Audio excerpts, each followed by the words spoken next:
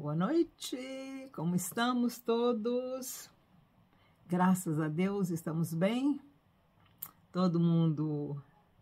Eu tô fazendo assim para tentar tirar esse reflexo dessa lâmpada na minha cara. Gente, eu acho que eu vou ter que comprar outro tipo de lâmpada, viu? Porque esse aqui não tá dando certo, não. Fica fazendo esse reflexo assim, né? Fica ruim. Aí vocês não vê meu olho, é só ver esse de cá. Esse de cá fica o reflexo, né? Da lâmpada. Mas como estamos todos? Todo mundo bem? Graças a Deus. Final de domingão. Quem tinha que ir para a igreja já foi, alguns estão indo, e nós estamos aqui. Eu estive na igreja ontem, no meu momento de intercessão ontem foi feito numa igreja. Depois eu fiz outra aqui em casa também, ou foi na sexta-feira eu fiz uma aqui em casa, e não, ontem foi sábado, aí no sábado eu fui na igreja, né? Tô planejando voltar naquela mesma igreja que eu fui. Eu vou fazer um vídeo quando eu for lá, porque a igreja é linda, gente. Até o lugar de intercessão é bonito. Tem uma vitraçaria maravilhosa, assim, ó. As cadeiras e tudo, mas eu não fui pra cadeira, não. Eu fui realmente pro altar e ajoelhei lá, e lá eu supliquei.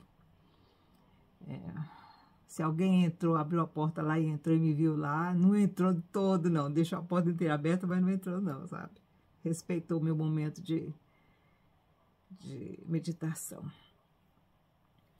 Então, gente, estamos aqui no segundo capítulo, né, do livro de Jonas, tá bom? Então, vamos lá. O título desse capítulo é A Oração de Jonas. É bem curtinho, talvez a gente faça até 2, porque o outro também é curtinho, então vamos fazer o 2 e o 3, tá? Eles são bem curtinhos. Como eu disse para vocês ontem, Jonas não sabia onde que ele tinha se enfiado. Claro que ele não sabia. Ele foi jogado no mar, entrou dentro da água e de repente ele se viu num lugar que ele não tinha a mínima ideia, entrou por um buraco. Ai, ai. Entrou por um túnel, né? Ele deve ter pensado, onde é que eu tô indo, gente? Que eu não pensei que no mar tivesse esses túneis, né? Ele não deve ter tido ideia nenhuma, gente, de onde ele estava. Imagina você ser jogado no mar e tragado por um peixe. Você não vai ver. Primeiro que a água do mar não vai deixar você ver, né? E a pessoa naquele coisa de ter sido jogado no mar não vai estar com o olho aberto, né? Então, ele não sabia onde ele estava, com certeza. Ele pensou, que é isso? Eu pensei que era só água, mas agora eu estou em outro lugar que eu não sei onde é. E ele fez uma oração. Orou Jonas ao Senhor, seu Deus, das entranhas do peixe, disse ele. Na minha angústia clamei ao Senhor, e ele me respondeu. Das profundezas da sepultura gritei, e tu ouvistes a minha voz. Gente, eu já disse para vocês, o profeta Amós falou isso, não adianta vocês ir para qualquer lugar, eu vou estar lá. Você sabe por quê? Porque o Senhor está com a gente dentro, através do Espírito Santo, através do seu Espírito de vida. E esse Espírito de vida que nós temos com o Eterno, comunica direto com Ele todo o tempo. Olha o que a sua criatura está fazendo. Tu me lançastes no profundo do coração dos mares. Ele pensou que eu estivesse dentro da caverna, né? E a corrente me cercou. Todas as tuas ondas e as tuas vagas passaram por cima de mim. O peixe fazendo assim, né? Para nadar. Para levar Jonas lá para a beira de Nínive. Para chegar perto do mar, né? O mar mais perto que tivesse de Nínive era ali que ele ia jogar o cara. Pois é. Eu disse, banido estou de diante dos teus olhos, todavia tornarei a olhar para o teu santo templo. As águas me cercaram até a alma, e o abismo me rodeou, e as algas me enrolaram se enrolaram na minha cabeça. Ele pensava que era algas, mas não era as coisas que estavam dentro do estômago do peixe, né, gente? Oh, meu Deus! Eu desci até os fundos dos montes. Os ferrolhos da terra cercaram-se sobre mim para sempre. O que ele pensou? Ele estava, já era, né? Mas tu fizeste subir a minha vida da cova, ó Senhor meu Deus. Quando desfalecia em mim a minha alma, eu me lembrei de ti, ó Senhor, e subiu a ti a minha oração no teu santo templo. É claro, ele escreveu isso aqui depois que a coisa aconteceu, né? Então, ele está descrevendo aquilo que ele sentiu quando estava lá dentro. Será que ele viu o peixe depois? Ou será que ele nem entendeu onde é que ele foi parar? Os que se apegam aos ídolos vãos afastam de si a sua própria misericórdia. Quando você se volta para o mal, que misericórdia vai atingir você? Porque se a gente recebe aquilo que a gente planta, se você planta o ódio, se você planta a idolatria, você vai receber de volta a mesma coisa. Não misericórdia. Mas eu, com um cântico de ações de graça, oferecer-te-ei sacrifícios. O que voltei, pagarei. Do Senhor vem a salvação. E o Senhor falou ao peixe, e ele vomitou a Jonas na terra.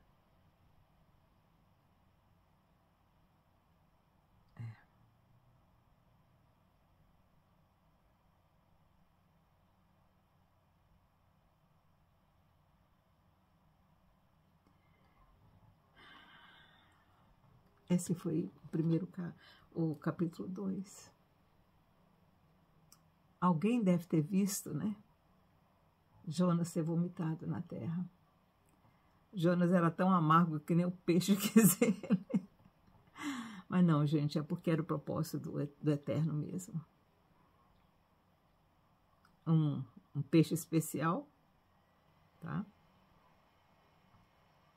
Uma indigestão especial e um vômito especial. Deve ter sido uma situação horrível. Ainda bem que o peixe estava na beira do mar e ele pôde se lavar, né? Se lavou ali mesmo no mar. Devia ser uma dor horrível, porque ele devia estar todo cheio de chagas, né? Porque 3 dias dentro de um peixe com todos os sucos gástricos sobre ele. Os sucos gástricos são para digerir o alimento, né? Capítulo 3. Veio a palavra do Senhor segunda vez a Jonas, dizendo: Levanta-te, vai à grande cidade de Nínive e proclama contra ela a mensagem que eu te dou. Gente, ele foi vomitado na praia, possivelmente perto de onde ele pegou o navio, perto de Jope, o que não era tão distante de Nínive, possivelmente uns 2 dias de caminhada, tá?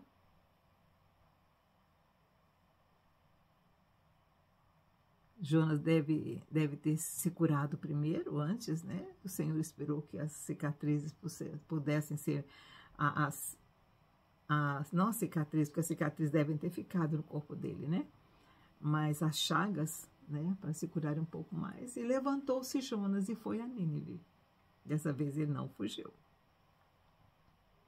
Segundo a palavra do Senhor, ora, Nínive era uma grande cidade de 3 dias de jornada.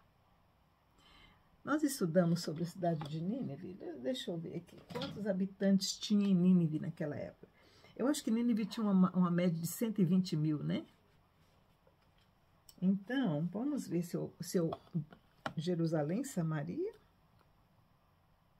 Não, eu só peguei Nazaré, Babilônia, o Império da Babilônia eu peguei. Roma, o Império Romano.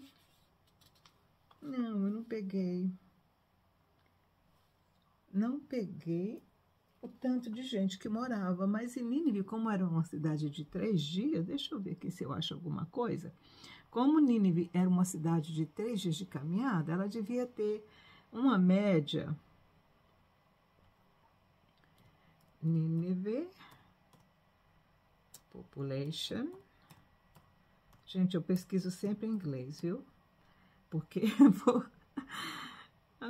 God. Porque em português a gente não tem essas informações, não. Infelizmente, vocês que moram no Brasil, é difícil você pesquisar alguma coisa. 120.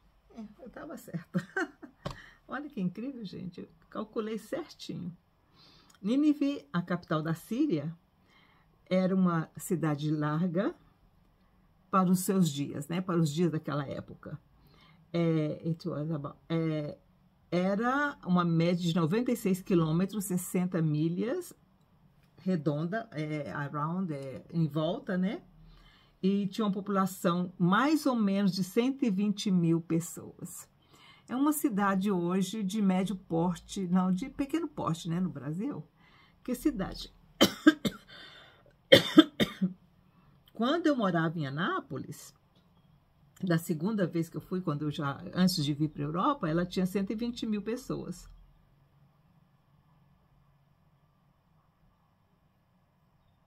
Era uma média de 120. Hoje ela tem 250, tá? Então, a Nínive era menor do que Anápolis. Então, mas para os dias daquela época, era uma cidade grande, era uma metrópole. Era como se você chegasse em Tóquio, como se você chegasse em Londres, você chegasse em São Paulo, entendeu? Para a época, era uma cidade considerada grande. E realmente devia ser, né? Estrutura, para fazer a estrutura daquela cidade, não devia ser fácil não, né, gente? A estrutura, quando eu digo estrutura, assim, o esgoto, água, né? Abastecer essa cidade desse tamanho de água naquela época. Eles já tinham a técnica dos aquadutos, o sistema de água, né? Já tinha um sistema de água, de água corrente, de levar água para a cidade, né? Então, mas era uma cidade pecadora. Gente, toda cidade, quando fica muito grande, ela se torna, infelizmente, pecadora. Aqui está dizendo que Nínive foi conhecida como uma cidade wicked, quer dizer, uma cidade malvada, uma cidade perversa, uma cidade que não fazia coisas muito boas, fraca em termos de caráter, tá? Então, foi aí que o Senhor mandou Jonas ir.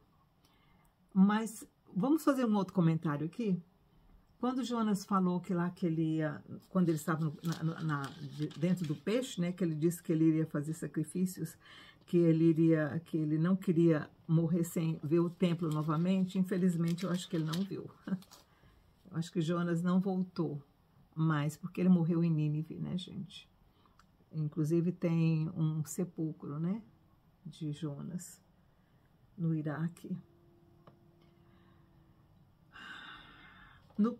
Levantou-se Jonas e foi a Nínive, segundo a palavra do Senhor. Ora, Nínive era uma grande cidade de 3 dias de jornada, como eu disse, 120 mil habitantes.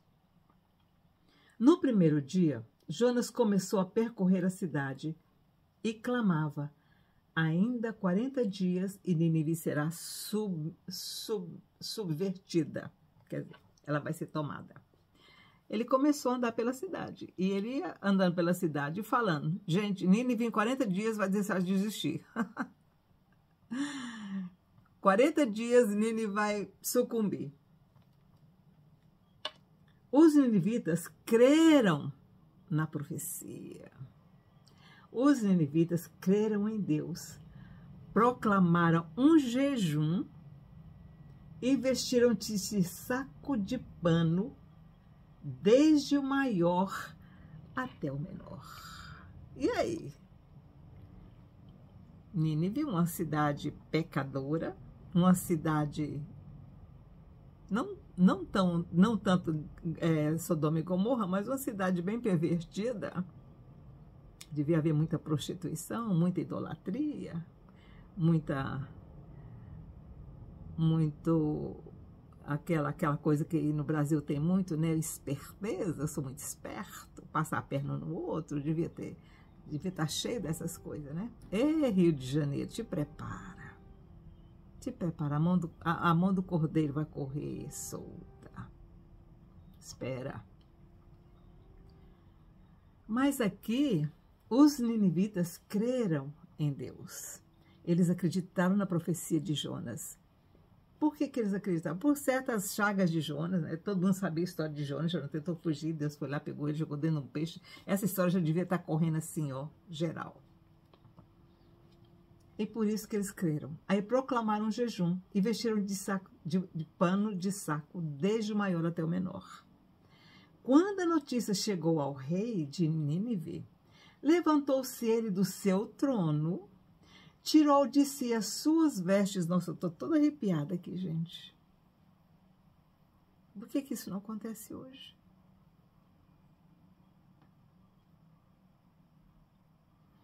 Quando a notícia chegou ao rei de Nínive, levantou-se ele do seu trono, tirou de si as suas vestes reais, cobriu-se de pano de saco e assentou-se sobre cinzas.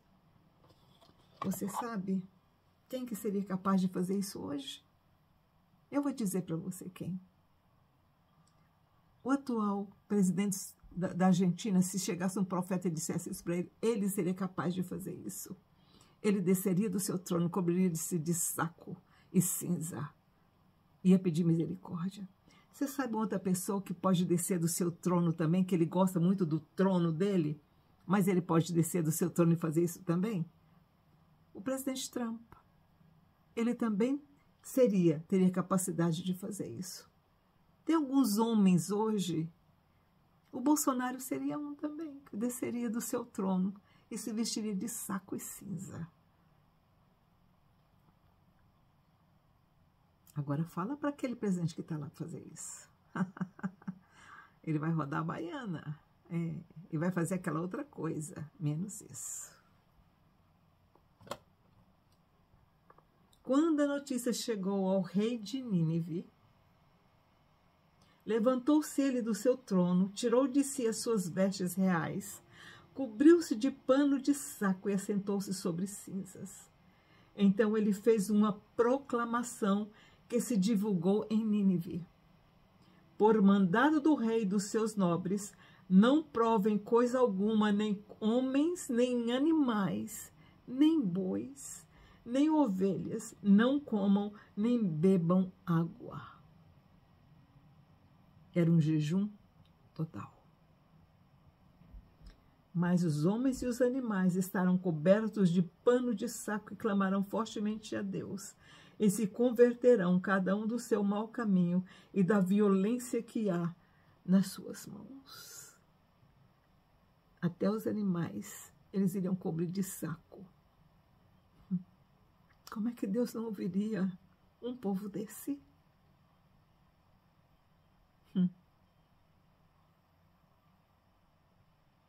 Quem sabe se Deus se voltará e se arrependerá? E se apartará do furor da sua ira, de sorte que não pereçamos? Quando Deus viu as obras deles e como se converteram do seu mau caminho, Deus se arrependeu do mal que tinha dito que lhes faria e não o fez.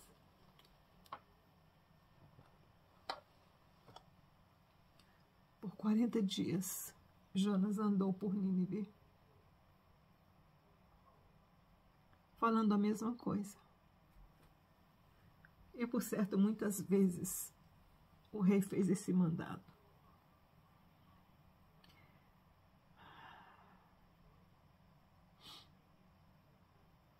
Agora você imagina uma cidade inteirinha jejuando, as crianças gritando, porque estavam com fome. Ele apregou um jejum. E os animais com fome também gritam muito, não é? E Deus ouviu o grito dessa cidade. 120.000 pessoas gritando, orando, clamando. E os animais?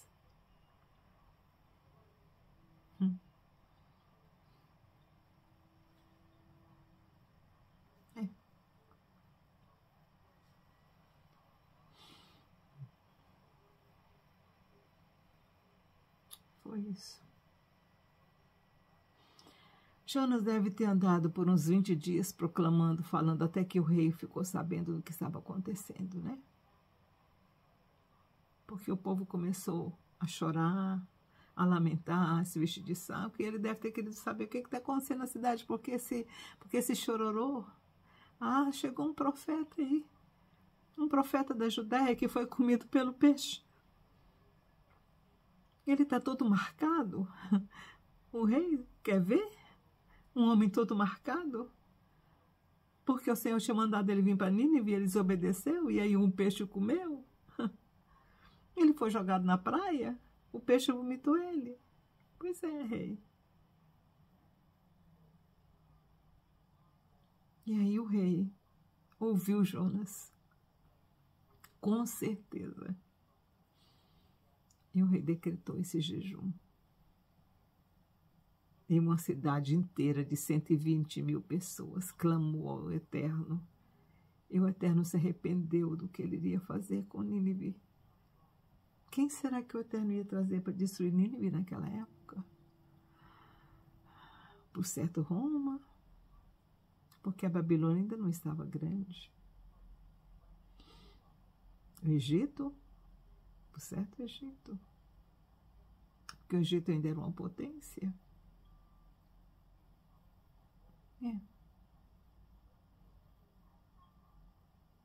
Esse profeta, posso dizer que ele foi um profeta de sucesso, né? Ele foi um profeta de sucesso. E ele viveu em Nínive. Deus o manteve em Nínive, porque ele morreu em Nínive. Ele morreu na Síria. Talvez em consequência mesmo da experiência que ele teve de 3 dias naquele peixe, né? Por certo, ele ficou... O sistema de imunologia dele deve ter baixado muito. Alguma coisa aconteceu com o corpo dele e, por certo, ele faleceu não tão... Mas ele não foi morto, ele faleceu de morte não tão natural, né? Porque deve ter sido consequência, né? Da experiência dele dentro do peixe, mas ele não foi morto, né? Ele não foi morto assim como os outros foram.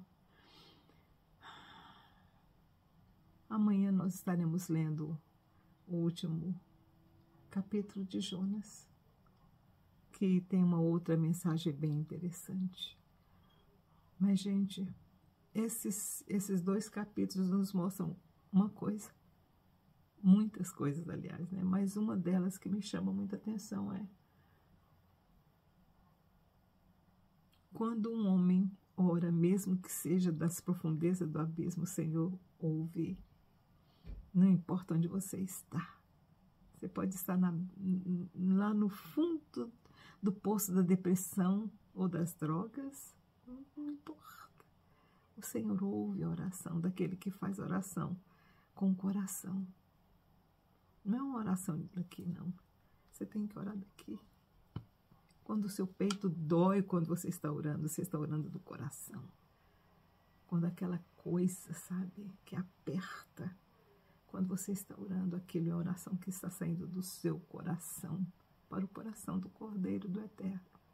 É o Espírito Santo que mora dentro da gente. Ouve a nossa oração e leva até o Cordeiro. E não tem nada que impeça essa oração de sair e ir até o Cordeiro. Se for preciso, cante essa oração, porque o cântico, as notas musicais do cântico protegem a oração, viu? É uma coisa que eu aprendi também com os nossos irmãozinhos de Deus. Quando você canta a oração, ela tem um invólucro de proteção em volta dela. Lembra do profeta Daniel, quando ele disse que, quando o anjo chegou para ele e disse: Daniel, no dia que você orou, porque Daniel orava cantando, viu, gente? Todos os judeus até hoje oram cantando. A oração foi ouvida, mas eu tive um impedimento de vir trazer a resposta para você, porque o contrário, o oposto, o outro lado, não queria deixar que eu trouxesse a mensagem para você. E aí Miguel teve que vir e me ajudar a trazer a mensagem para você. Então o Senhor ouve. Agora tenha paciência de esperar a resposta, porque às vezes a resposta está sendo impedida de chegar até você. E aí tem que ter uma intervenção do anjo Miguel ou de qualquer um outro arcanjo, para que essa oração seja, a resposta chegue até você. Então vamos continuar orando, né? E se for necessário fazer como o rei da Assíria, o rei de Nínive, vestir de pano de saco e cinza, para que o Senhor possa ouvir as nossas súplicas, as nossas orações, principalmente com relação ao Brasil e ao mundo também. Ok, gente. Tenham um bom final de domingo e até o próximo vídeo. O último capítulozinho de Jonas será amanhã, tá bom? Tchau, tchau.